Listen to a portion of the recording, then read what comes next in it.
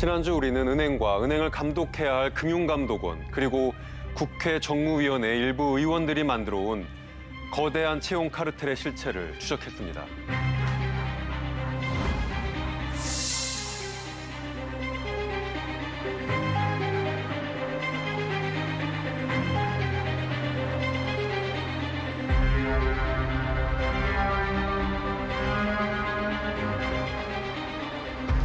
권력과 그 권력에 편승해온 자들이 오랫동안 만들어온 부정과 부패의 지도. 청탁이란 이름의 사슬은 서로 견제하고 감독해야 할 정관계 인사들을 견고하게 엮고 있습니다. 그 사슬 안에서 그들은 무엇을 주고받았을까? 은행의 채용 비리는 은밀하고도 조직적으로 이루어집니다.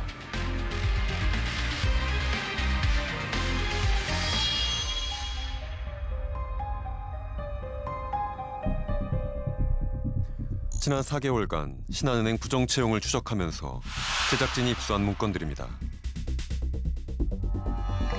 문건을 바탕으로 누가 어떤 경로를 거쳐 채용 청탁을 했는지 관계도를 그려봤습니다. 국회의원, 전직 장관, 금융감독원 간부 등 각계 각층의 고위인사들이 청탁의 가담자로 등장합니다. 이들의 청탁을 받은 지원자 상당수는 부정한 방법을 통해 합격한 것으로 보입니다. 서류와 면접 점수를 조작하는 방법이 동원됐습니다.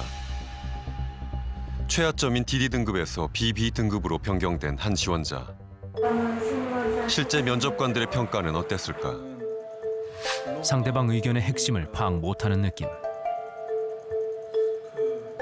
재차 합격시킬 것을 지시하여 실무자 면접 결과를 무시하고 그대로 합격시켜 부정 통과. 이 지원자를 청탁한 사람은 누구일까?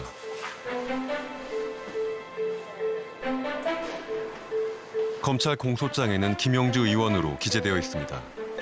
제가 질문지만 먼저 좀 전달. 저희가 받으면 뭘 답을 해야 될 책임이 생기기 때문에 그렇게 안 하겠습니다. 질문지도 못 받으죠? 예. 다 받아야 돼요, 우리가 그러면요? 해당 모든 것도 다 받아서 무슨 답을 해야 될 책임이 있습니까, 우리가? 나가주세요. 저희한테 엉뚱하게 마시고요. 김영주 의원의 입장을 확인하려는 질문지조차 전달할 수 없었습니다.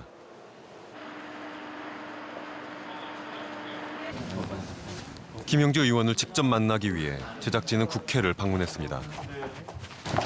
받았습니다. 2014년도에 신한은행 채용 비리와 관련해서 의원님의 메모가 재판 판결에서 인용되었습니다. 신한은행에 해명을 좀 부탁드리겠습니다. 신한은행에 확인해 보세요. 신한은행에 확인하라는 한마디가 전부, 더 이상의 해명은 들을 수 없었습니다. 김영주 의원의 채용 청탁은 과연 사실일까? 이번 국회의원 선거를 앞두고도 김영주 의원에 대한 채용 청탁 문제가 거론됐습니다. 현직 신한은행 채용 비리에 연루됐다는 의혹에 대해 김영주 의원은 어떻게 해명했을까? 연루됐다는 언론 보도가 있었습니다. 참고인 조사나 경찰 조사나 검찰 조사나 그 참고인 조사조차 받지 않은 걸로 알고 있습니다. 저 또한 마찬가지고. 김영주 의원 의혹에 대해 신한은행은 어떤 입장일까?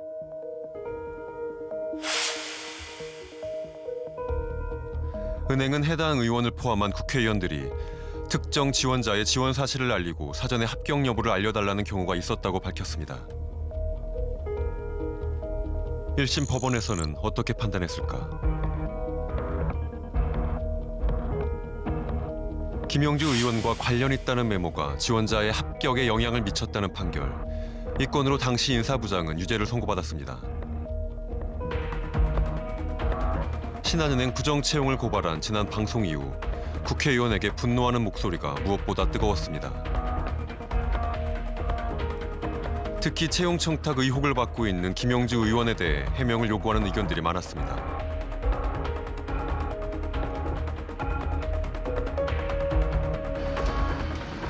우리는 취재를 더 진행하면서 또 다른 제보자와 접촉할 수 있었습니다.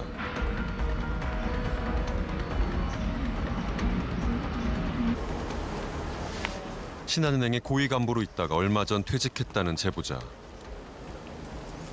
저는 그는 김영주 의원과 관련해 털어놓을 이야기가 있다고 했습니다. 굉장히 당시에 김영주 의원을 좀 이제 참 연결을 좀 해봐라. 김영주 의원은 네, 그러니까 이제 정부이고 그러니까 잘 이렇게 좀 도와줄 거 있으면 해주고 이제 잘 이제 이렇게 하라는 거겠죠. 네. 당시 민주당 간사하셨지 않습니까? 그렇죠, 그렇죠. 우리가 다 이렇게 나한테만 그런 게 아니라 옆에 있는 당연히 태어나 있는 분 중에도 이제 당신은 누구랑 한번 누구랑 이렇게 해서 나눠서 좀 잘 전담마크를 해라.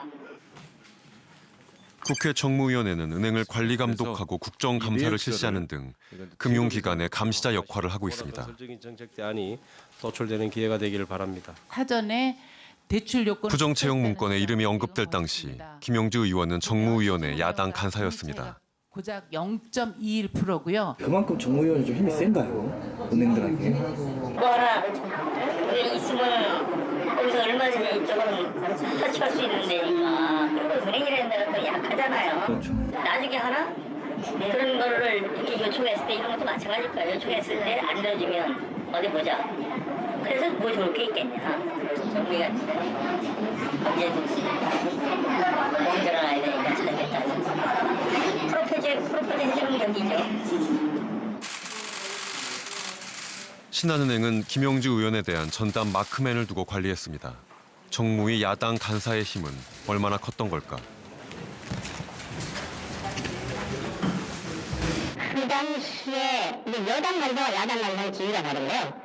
그 당시 야당이었기 때문에 야당의 특정 상임 간사라는 건 사실상은 집권당이라는 장관이 해야 될 정도의 역할, 그 당이 그쪽 상임에 관련된 정책 전반을 책임지고 의회에서 관철시키는 역할을 하는, 그러니까 매우 중요한 정무위 산하의 기관들에게는 저승사자 역할을 하죠. 한 번 더 김영주 의원을 찾았습니다. 여러 문건을 통해 드러난 채용 청탁 의혹과 해명을 요구하는 목소리에도 불구하고 김영주 의원은 침묵하고 있습니다.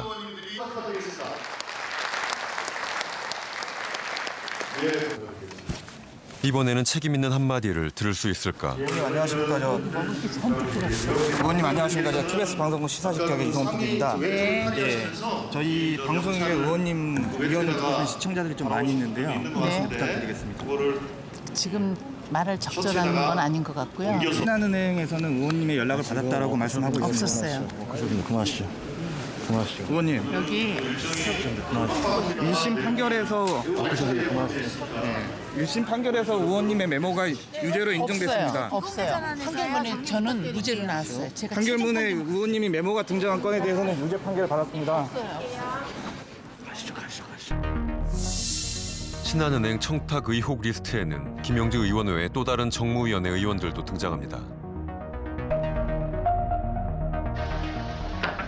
은행은 이들을 어떤 방식으로 관리했던 걸까?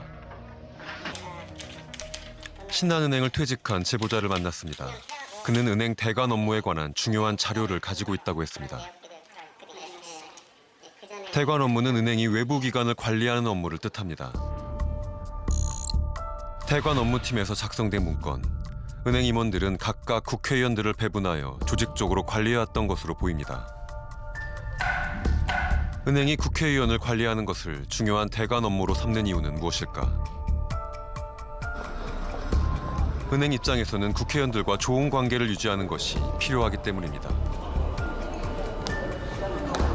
국회 소속별로 은행들 대국들이 특별 대관 업무 팀이라고 하거든요.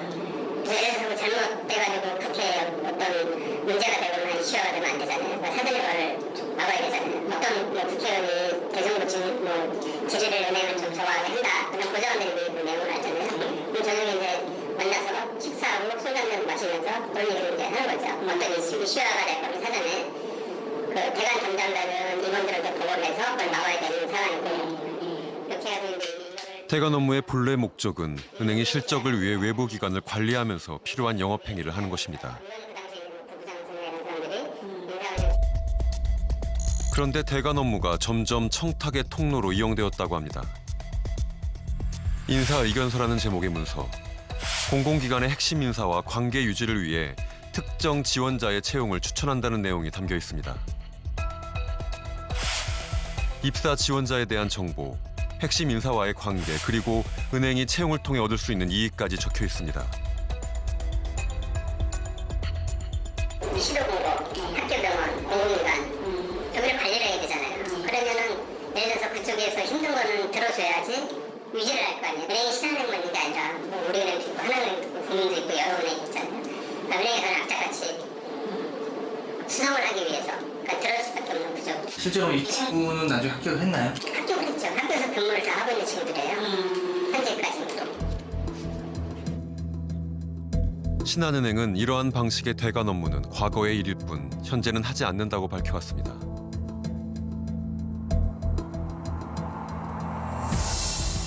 그러나 적어도 우리가 취재한 바로는 대관 업무 과정에서 채용 청탁이 오랫동안 계속되어 왔음을 확인할 수 있었습니다.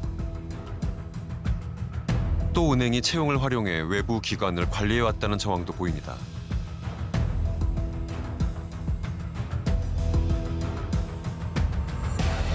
한 지방대학의 총장 내정자가 청탁한 정황도 드러났습니다. 대학은 입학금을 비롯한 각종 비용을 수납하기 위해 입점은행 제도를 두고 있습니다. 대학과 입점은행 간에는 어떤 거래가 이루어지고 있는 걸까? 지방은 오히려 더 쉬워요. 지방은 오히려 더 쉬운 게 지역별로 은행은 뽑는 인원을 안배를 합니다. 은행은 출신 대학에서 뽑는 인원수가 있어요. 은행 입장에서는 거기서 과실만 따먹으면 되는 거지. 은행에서는 이 사람을 1억 들여서 쓰고 10억을 벌어들인다면 하지 않겠습니까?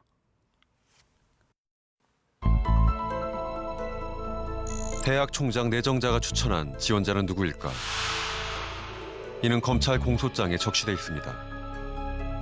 그는 이 대학 재무과장의 자녀, 그에 대한 면접 평가도 적혀 있습니다. 발음 부정확, 표현력 부족함, 단순한 업무에 창구 업무 불가함.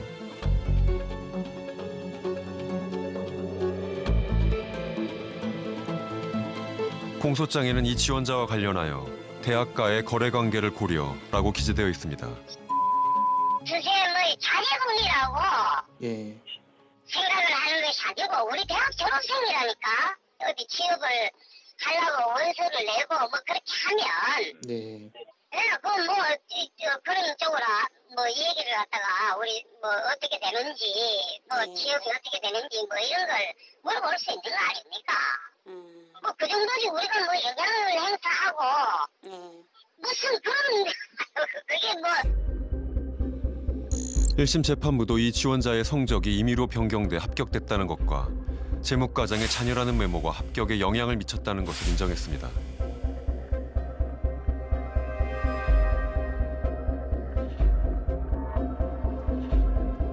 대목과장의 아들은 그 사람 점수까지 조작을 했던데요. 왜냐면 그럼 예.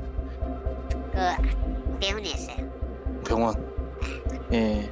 그래서 깜짝 놀란 거예요. 추천서를 기관 고객부에서 저쪽으로 보내는 겁니까? 인사부로요? 무조건 받아주지. 무조건 받아줘요? 한번 더 받아주지. 이거 무조건 합격인가요, 그거는요? 합격이지. 100%지. 부정 채용의 구조를 내부자의 목소리를 통해 들어봤습니다. 100% 붙여주지. 어떻게 들으셨나요?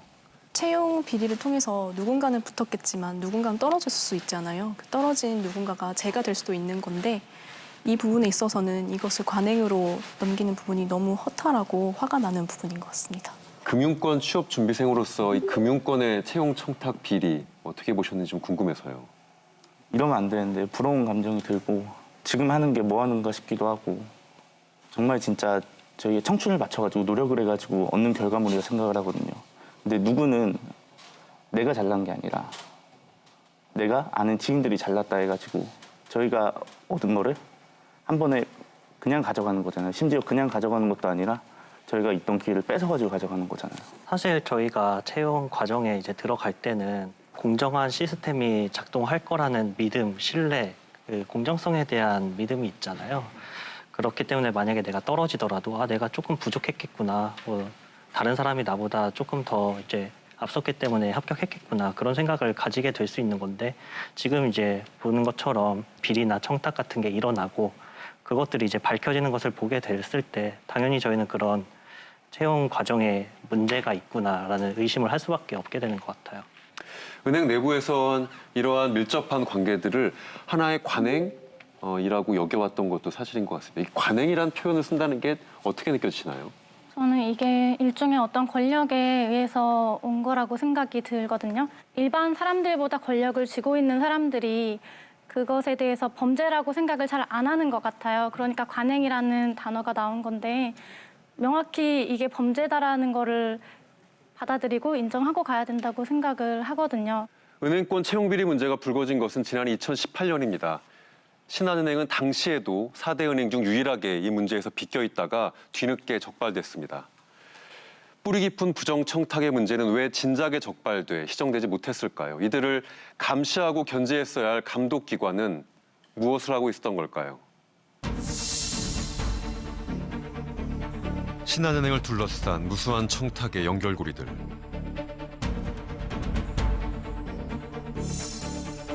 이 청탁 지도의 한 부분을 차지하고 있는 금융감독원.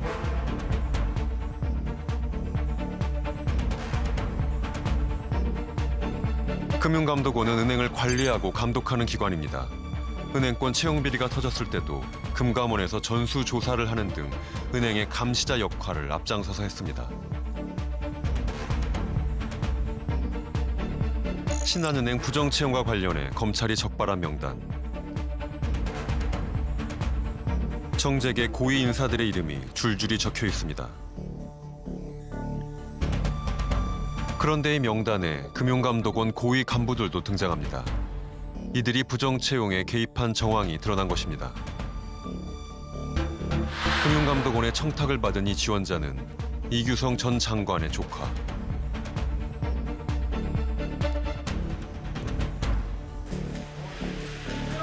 이규성 전 장관은 과거 재무부 장관에 이어 김대중 정부 때 초대 재경부 장관까지 지낸 경제계의 거물입니다.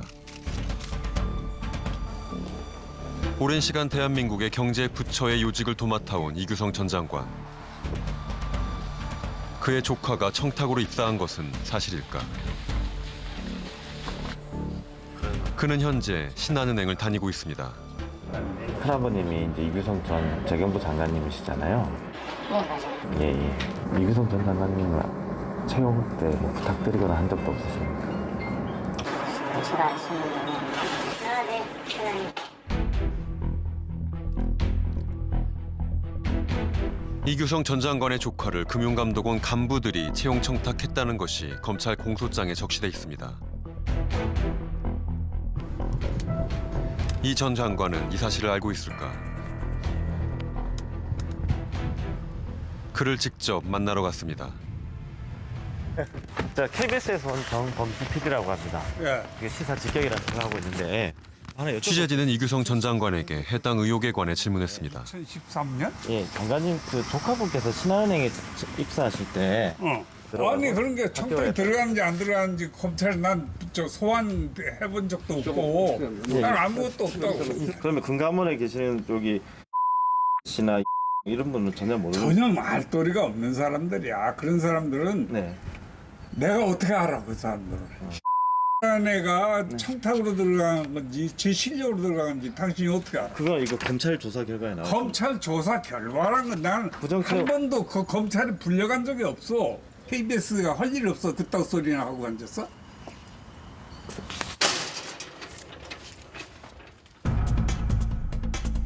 해당 내용을 강하게 부인하는 이규성 전 장관. 청탁자로 기재된 금융감독원 간부들을 직접 만나러 갔습니다. 청탁의 실행자로 등장하는 전 금감원 비서실장. 그의 입장은 어떠할까? 비서실장님이 혼자서 그럼 이규성 전 장관님 조카. 제가 혼자 둔 적이 있어요. 근데 이건 뭐 이미 문서로 남아있는. 저도 기억이 안 나니까 뭐라 그랬는지 당시 거기에 제가 있었던 거는 맞겠지만 그 이상으로 제가 뭐 알지도 못하고. 이규성 전 장관님은 아시는 사이입니까? 그거 어떻게 하셨어요? 알지도 못하는 분을 그러면 그렇게 청탁 전화를 해주신 겁니까? 제가 뭘 전화하셨습니까? 제가 무슨 얘기를 하더라도 다 이렇게 몰아가니까 제가 얘기하고 싶지 않은 거 아니에요. 그냥 진실. 아니 근데 진짜 이게 뭐 진실이라고 얘기를 하니까 내가 진짜 확 열이 받네. 이게 진실이에요 이게? 아니 하시지 마세요. 일에 대해서 앞으로 뭐 얘기할 게 있을 거 아닙니까? 우리 다음 시대를 위해서라도 한마디는 해야 될 얘기잖아요. 아 근데 다들 얘기 안 하잖아요. 그 있잖아요. 막 할 얘기가 없고 생각하고. 그가 말하지 못하는 진실은 무엇일까?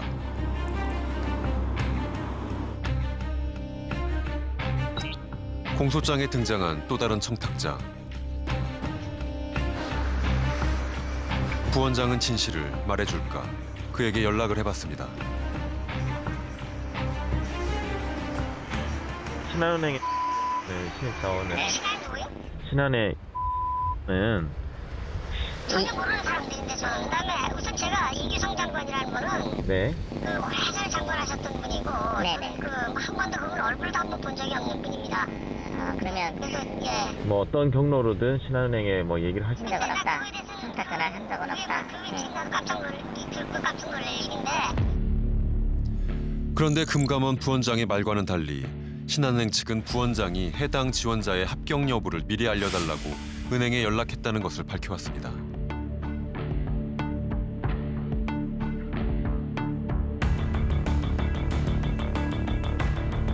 금감원의 고위 간부들은 어떤 이유로 이 전 장관의 조카를 청탁한 것일까? 당시 금융감독원 원장은 최수연, 비서실장에서 부원장 그리고 원장으로 이어지는 것이 금융감독원의 지휘 라인입니다. 청탁 의혹이 제기된 2013년 최수연은 금융감독원 원장으로 취임했습니다. 본인의 자금 준비 이동을 활성화하는 등 국민의 신뢰를 회복하기 위해 때를 깎는 자기 혁신 노력에 적극 동참해 주신 여러분께 깊은 감사의 말씀을 드립니다. 최수연 원장은 재무부 출신으로 이규성 전 장관의 비서실에서 근무한 바 있습니다. 원장이 나이 진짜 아십니까? 나 전혀 몰라. 최수연 금감원장 전 금감원장 아시죠? 그건 내 비서였으니까 알지. 최수연이야 옛날에 내 저 비서관 했는 친구인데 그거 뭐 그러니까 모른다고. 이 과정에서 어떻게 그 재경부의 수장 이규성, 이규성의 비서실 출신인 최수연 금감원장.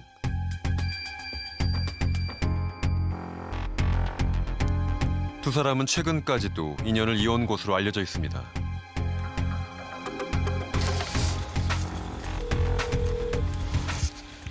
여보세요. 최근에 이제 그 신한은행 은행장도 지금 재판을 받고 있는 건인데요. 그 이제 부정 채용과 관련해서 저희가 저기 말씀이죠. 제가 네. 지금 그 고속도로에서 운전을 하고 있어가지고 그러셔요. 예. 좀 제가 이 전화로 올해 그 부탁이 된 그러셔야죠. 그러셔야죠. 드립니다. 그러면 언제쯤 전화 드릴까요? 여보세요? 해당 의혹에 대해 취재 요청을 했지만 이후 연락이 닿지 않았습니다. 최수연 원장의 입장을 꼭 들어야 했습니다. 통화가 되지 않아 문자로라도 해명을 부탁했습니다.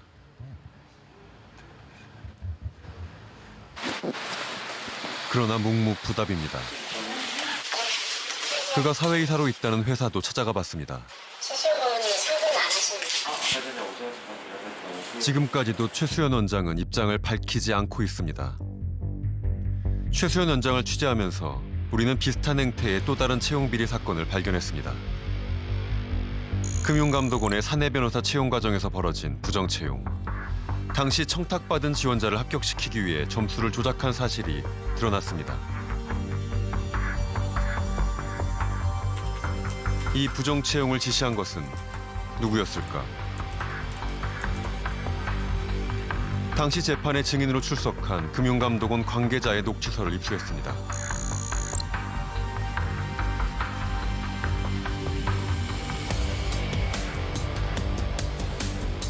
최수연 원장이 증인에게 채용을 잘 챙겨봐라, 알아봐라 말을 본인에게 한 적이 있나요? 예, 그렇습니다. 그래서 본인은 어떤 조치를 했나요? 당시 실무자인 국장에게 전화를 했던 것 같습니다. 1심 판결에서도 최수원 원장의 지시로 부정 채용이 이루어졌을 가능성을 시사했습니다. 하지만 최수연 원장은 기소되지 않았고 부원장에게만 실형이 선고됐습니다. 당시 1심 재판부는 이례적으로 검찰을 비판하면서 지시한 윗선이 따로 있어 보인다고 지적했습니다. 이 사건은 결국 금감원 부원장과 부원장 보만 유죄로 판결을 받았습니다. 최수연 원장은 처벌받지 않았습니다. 이규성 장관이 연루된 사건에서도 금융감독원장은 드러나지 않았습니다. 금감원 고위 간부가 특정인의 채용을 위해서 청탁의 말을 전했다는 것은 이규성 정도 되는 건물이기 때문에 가능했던 일로 보이고요. 특정인의 청탁을 위해서 고위 간부를 동원했다는 것은 금감원의 공적인 기능을 완전히 망각한, 금감원을 사적인 이익을 위해서 동원한 아주 죄질이 나쁜 짓이라고 생각합니다. 신한은행 채용 청탁에는 금감원의 또 다른 수장도 연루돼 있습니다. 권혁세 금감원장. 권혁세 또한 재무부와 재경부를 거쳐 금융감독원 원장에 올랐습니다. 그 또한 신한은행에 자신의 자녀를 채용 청탁한 의혹을 받고 있습니다. 그는 취재진에게 이 건과 관련돼 기억이 나지 않는다고 밝혔습니다. 재경부 출신의 금감원 고위 인사들이 연루된 채용 청탁 의혹. 이 의혹은 무엇을 말하는 걸까? 이런 말이 있습니다. 모피아는 영원하다. 금융공공기관들 쭉 보시면 금감원, 거래소, 예탁원, 재경부 출신들이 사장으로 갑니다. 재경부 출신 원장이 왔는데 이 사람들 협력을 잘하면 승진이 됩니다. 또 마찬가지로 은행에 있는 직원이나 임원이 금감원에 있는 부당한 재경부 출신 원장이 시켰다고 하지만 금감원 임원이나 직원이 전달한 청탁을 들어줬을 때 비밀을 공유하는 사례가 되기 때문에 운명 공동체가 되는 것이죠. 일단 이제 은행을 감독해야 될 정부 그 기관이 채용 비리에 이제 연루됐다는 것은 우리 사회의 모든 분야에서 비리가 공공연하게 진행되고 왔다는 것을 진행되어 왔다는 것을 하여튼 반증하는 거라고 저희 그렇게 생각했고요. 감독기관이 이제 공범이 되니까 감독을 제대로 할 수가 없죠. 서로 약점을 잡고 있는 형국이기 때문에. 은행 고위 간부나 VIP 고객의 자녀를 합격으로 둔갑시키는 등 700건 가까운 부정 채용 사례가 적발됐습니다. 본부장, 지점장 은행권 채용 비리가 대거 터져 나온 지난 2018년. 시중 은행들에 대한 전수 조사가 시작됐고 검찰 수사도 이어졌습니다. 하나금융 회장, 당시 국회, 청와대 관계자까지 연루된 정황이. 당시 신한은행도 금융감독원의 조사를 받았습니다.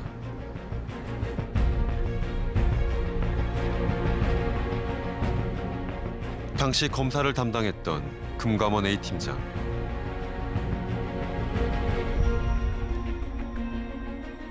그의 진술 조서를 입수했습니다.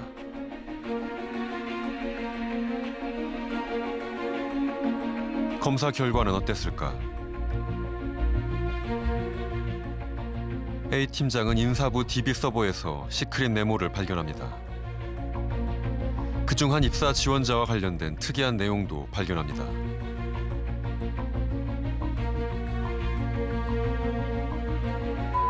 입행시 특이사항에 은행장님 관련이라고 기재되어 있고 자기소개서 평가 등급이 애초에 D등급이었는데 그 후의 버전에는 평가 등급이 A등급으로 수정되었고 종합의견에 긍정적인 내용이 추가되었습니다. 이런 내용은 금감원에 보고됐을까? 지원자의 점수가 변경된 것은 부정 채용의 정황으로 의심해 볼 수도 있습니다. 그러나 그는 이 내용을 보고하지 않았습니다. 이거는 은행장 수로 은행장이고 뭐 이런 표기들은 좀 문제가 될 수 있는 표현이잖아요. 그렇죠. 그렇게만 보면은 그건데. 네. 근데 그게 뭐 모르겠어요. 그게 청탁인지 자꾸 이제 그렇게 보면은 그런 상황이 되는데. 네. 금감원 내에서 이 검사 내용을 보고는 하신 거 아닙니까? 구체적인 검사를 우리가 현장에 진행했던 내용을 보고 하진 않아요. 금융감독원 조사 후 신한은행의 부정 채용은 아무것도 드러나지 않았습니다. 4대 은행 중 유일하게 채용 비리 무풍지대로 남았던 신한은행. 은행권 전수조사가 끝난 후 취임했던 김기식 금감원장. 그는 이례적으로 신한은행의 재조사를 지시했습니다. 그러니까 2018년도 처음 조사 나갔을 때는 특별한 게 없었다라고 보고를 했는데 처음에 제대로 못했던 게 맞고요. 그래서 제가 뭐 강하게 질책해서 다시 조사하게 한 겁니다. 신한은행에 대한 2차 조사가 시작됐습니다.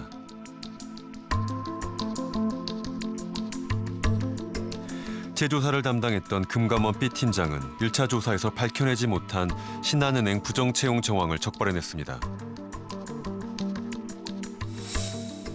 재조사를 통해 금감원은 총 22건의 특혜 채용 정황을 적발했고 이 중 신한은행의 부정채용은 12건이었습니다.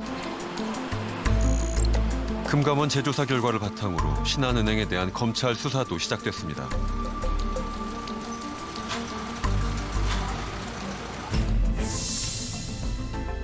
신한은행 부정채용의 실체는 이렇게 세상 밖으로 알려졌습니다. 그리고 그동안 드러나지 않았던 금감원 인사들의 연루 사실도 밝혀졌습니다. 은행 채용 청탁 의혹에 대해 금융감독원은 어떤 입장일까? 인터뷰를 요청했지만 신한은행이 재판 중인 사건이라 입장을 밝힐 수 없다고 했습니다. 신한은행 재조사를 나가 부정채용 정황을 적발했던 금감원 B팀장. 그는 조사가 끝난 후 지방의 한 분원으로 발령받았습니다. 재조사에서 큰 성과를 냈던 팀장이 왜 지방으로 이동했을까? 그가 있다는 곳을 찾았습니다. 서울의 본사와는 비교가 되지 않는 소박한 규모의 분원. 그의 현실은 무엇을 보여주는 걸까?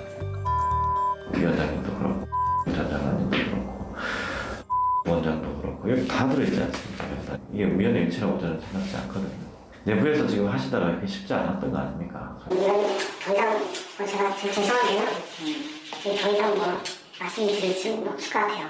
여기서 그냥 좀 제가 좀 다음에 좀 말씀드리겠습니다. 여기서 그냥 초임 팀장도 아니고 팀장은 상당히 이제 오랜 기간 하셨던 분을 승진도 없이 지방 발령 낸 거는 사실상 자청이죠. 모피아, 재경부, 지금의 기획재정부 출신 인사들을 지칭하는 말로 재경부와 마피아의 합성어입니다. 재경부 출신 인사들이 금융계나 정계로 지출해 세력을 구축하는 것을 빗댄 표현입니다. 금융감독원을 통한 청탁의 사슬. 이 사슬을 통해 그들의 관계가 더욱 견고해지는 것은 아닐까. 원칙과 공정의 가치를 버린 사람들. 이 수많은 반칙은 단지 금융권만의 문제는 아닙니다. 지난 2013년 강원랜드 신입사원 최종 합격자 518명 대부분이 청탁 대상자인 것으로 드러난 강원랜드 채용비리 사건. 당시 권성동 의원은 15명을 청탁한 혐의로 기소됐습니다. 저와 무관한 일이라는 말씀을 드렸습니다. 피해자들한테 미안하진 않으세요? 피해자 그런 사실이 없기 때문에 그 부분에 대해서는 더 이상 언급하지 않겠습니다. 구속하라!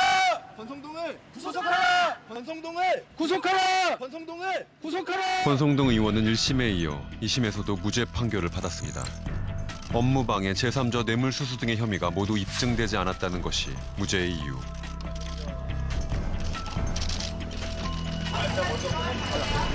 KT의 딸을 부정청탁해 정규직으로 채용시켰다는 혐의를 받고 있는 김성태 의원. 역시 1심에서 무죄를 선고받았습니다.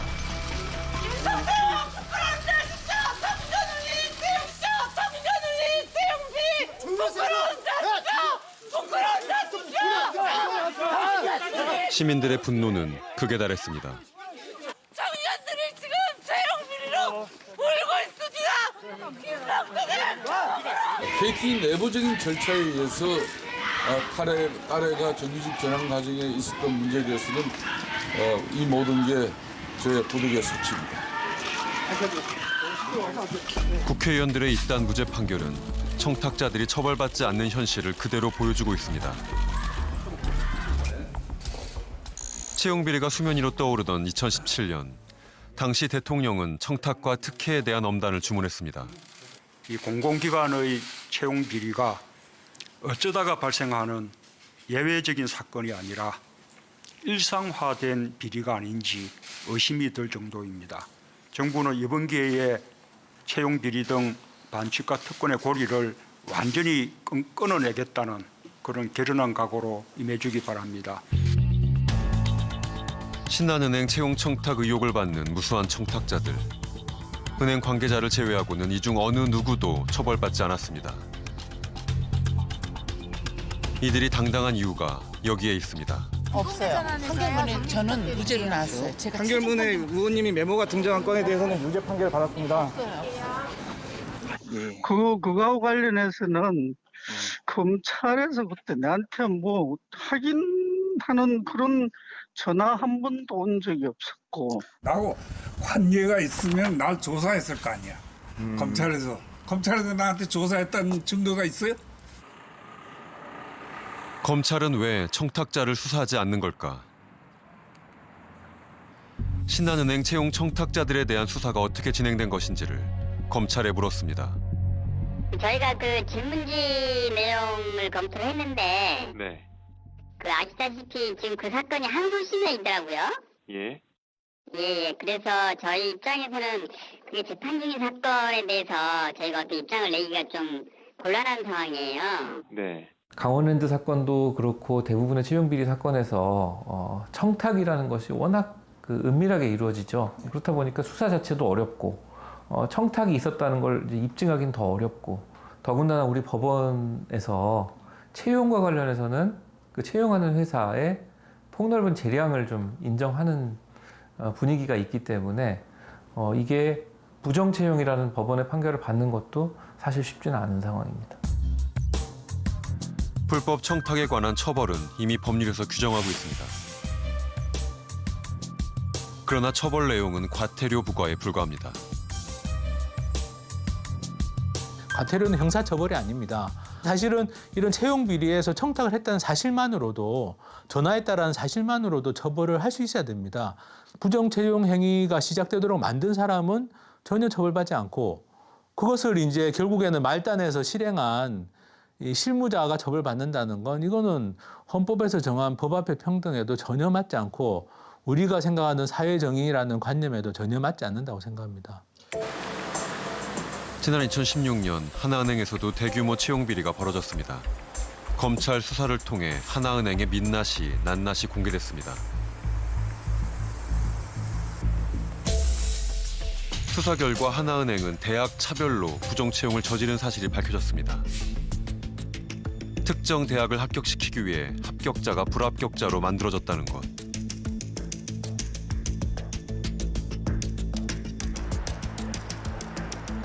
(4년의) 시간이 흘렀습니다.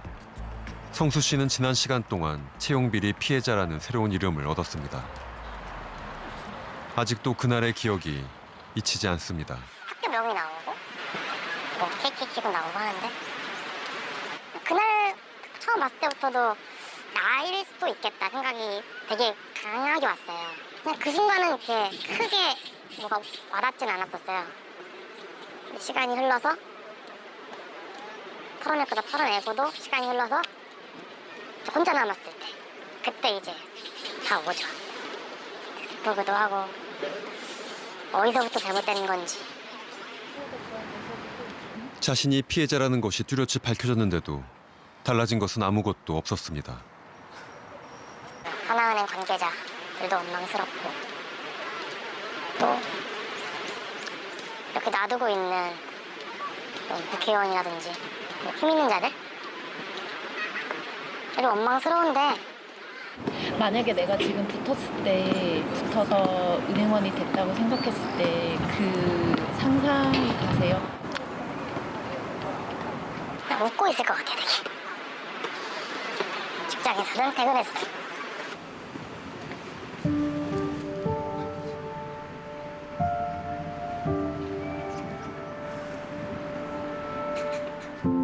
피해자의 잃어버린 시간은 무엇으로도 보상받을 수 없을 것입니다. 채용 비리는 얼마나 중대한 범죄인가? 이 질문의 무게를 모두가 똑같이 느낄 수 있기를 바랍니다.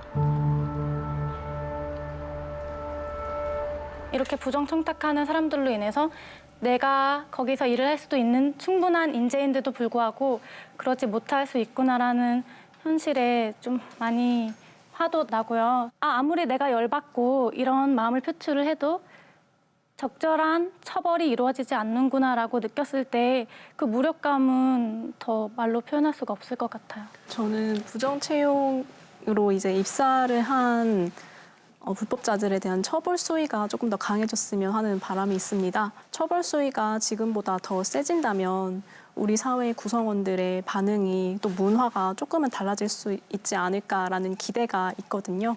김영란법에서도 부정청탁에 관련된 처벌 규정은 있습니다. 근데 그 처벌 규정이 아주 극소의 예외적인 경우를 제외하고는 과태료 3천만 원 이하로 되어 있어요. 그러니까 이런 부정청탁을 하고 혹은 받아주고 그렇게 해서 서로의 관계를 유지함으로써 얻어지는 그 이익보다 본인이 감당해야 되는 처벌이 더 클 때, 손해가 더 많을 때 그런 일들을 안 하게 되는 거거든요. 근데 처벌 조항에서 대부분이 과태료까지 가지도 않고 경고로 끝나거나 견책으로 끝나거나 이런 식으로 끝납니다. 저 질문이 있고요. 그 채용 비리와 관련돼서 이것을 좀 개선시키고자 하는 법안이 나온 것으로 알고 있는데 통과가 안 됐단 말이에요. 그 부분에 대해서 좀 설명도 부탁드리고요. 저는 그것이 이제 국회의원 당사자들이 본인과 연루된 어떤 그런 비리가 있기 때문에 통과시키지 않는 것이 아닌가 하는 생각이 듭니다. 의원께서는 어떠세요? 팔은 안으로 굽고 가재는 개편이다 이렇게들 생각하실 수 있다고 봅니다. 그러나 스스로에게 발목에 족쇄를 채우는 일이 될 수 있었던 김영란법도 국민들에게 등 떠밀려서 통과를 시킨 겁니다. 저는 그런 관심, 여기서 우리 청년분들께서 말씀해 주시는 이런 한 말씀이 또 한 번 등 떠밀려 가는 일을 만들어낼 거라고 저는 봐요. 채용 비리가 만들어지면 엄청나게 처벌받는다. 두 번째, 예전에는 이미 한 번 채용됐으면 끝난 건데 그렇지 않고 임용된 사람이 임용 취소되고 그리고 피해자가 분명한 사람들은 구제받는다라고 하는 것들을 분명히 만들어서 제도 안에 넣어야죠. 그게 법의 변화로 저는 나타나야 된다고 생각합니다.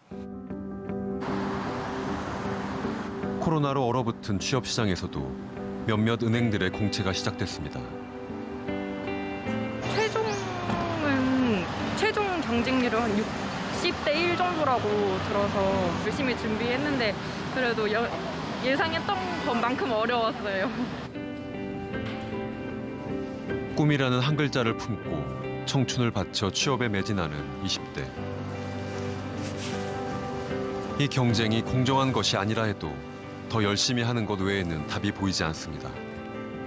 저는 억울한 감정을 넘어서 그 생각도 이제는 못할 정도의 여유가 되지 않았나 싶어가지고 그거 생각할 시간에 지금 빨리 준비해야 뭐라도 하나 잡을 것 같다는 생각이 가장 크게 들어요.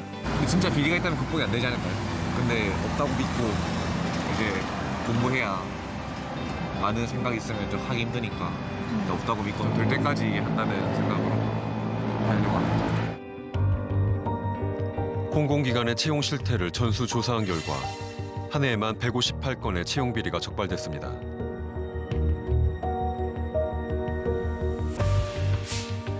가장 공정해야 할 공공기관에서마저 채용 청탁은 빈번하게 이루어지고 있었습니다.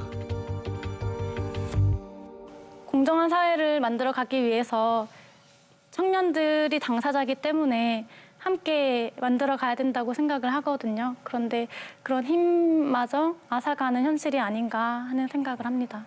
우리 아버지가 판사, 검사, 의사 혹은 사회적으로 유명한 정치인 이런 사람이 아니라서 내 인생이 틀려지고 심지어 내가 피해를 본다. 이거 정말 용납할 수 없는 일이죠. 너무나 당연한 게 분노해야 된다고 생각하고 여러분이 분노하는 만큼 변화하게 돼 있거든요. 체념하시면 안 돼요. 의원님 의견에는 좀 동의를 한다는 생각은 좀 많이 안 듭니다. 그럼 어르신들이 그래요. 너네들 분노하지 않느냐? 니네들은 용기가 없다. 가서 짱돌을 던져라. 저희도 분노해요. 제 손에 진짜 화염병 하나 있었으면 저도 가서 길거리 가서 던지고 싶고 저도 그런 감정이 크거든요. 근데 어떻게 보면 이게 구조적으로 저희가 나설 자리가 없어요. 내 한 사람의 목소리로 이제 사회의 변화를 이야기하는 것이 나에게 이득일까? 아니면은 내가 조금 그래도 그 안에서라도 생존을 위해서 노력해서 조금이라도 좋은 일자리, 조금이라도 더 많은 소득을 얻는 것을 노력하는 게 맞을까? 이렇게 각박한 현실에서 청년들이 분노를 하는 것조차 쉽지 않구나. 오히려 그게 더 저한테는 가슴 아프게 와닿더라고요.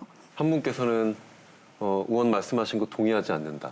또 어떤 분께서는 분노는 나지만 실제로 그 분노의 시간조차도 두렵다라는 얘기 좀 해주셨는데요. 우리 젊은 세대들이 맞습니다. 불공정의 문제와 불평등의 문제가 제기될 때 다들 광화문으로 나와서 데모하시라는 얘기가 아니에요. 예전에 제가 대학을 다니고 사회 진출할 때에 비하면 일자리도 적고 경제 성장도 정체되어 있고 자리도 자꾸 없어지고 이렇게 하고 있는 게 맞습니다만 그런 기회가 더 적어졌으니만큼 그 기회에 대한 공정성은 더 확고해져야죠. 오늘 청년들의 눈빛 기억하시면서 꼭 활발한 의정활동 부탁드리겠습니다. 무거운 마음으로 하겠습니다. 제대로 처벌되지 않는 청탁을 하는 분들, 돈 있고 힘 있고 빽 있는 분들과 관련해서도 처벌이 강화된다라고 하는 점은 분명한 것 같습니다. 그 부분을 담는 법안을 만드는 것을 책임 있게 논의하도록 하겠습니다.